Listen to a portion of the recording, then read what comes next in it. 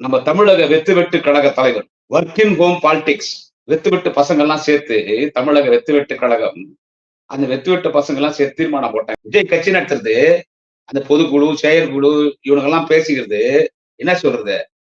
சின்ன பசங்க அப்பா அம்மா விளையாட்டு விளையாட மாதிரி முதலமைச்சர் சவுண்ட்ல தானே பேசினார். ஆனா இந்த தலைவர் நேரா தீர்த்து வீட்டுக்கே போயிட்டாரு. எங்க தலைவர் எப்படிப்பட்டது? டே லூசு பையா, லூசு பையா.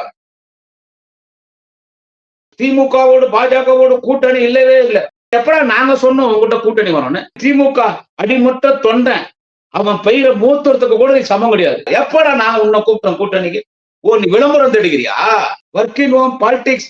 விஜய் சார், விஜய் சார், எப்ப சார் நாங்க சொன்னோம் உங்களோட கூட்டணிக்கு வரோம், இல்ல நீ எங்க கூட்டணிக்கு வான்னு?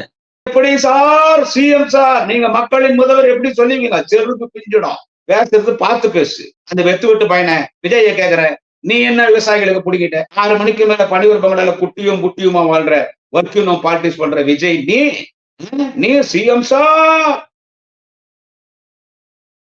நீ பொம்பளை பொறுக்கி, உனக்கு தேவை குடி பொம்பளை, அதனால பார்த்து பேசு.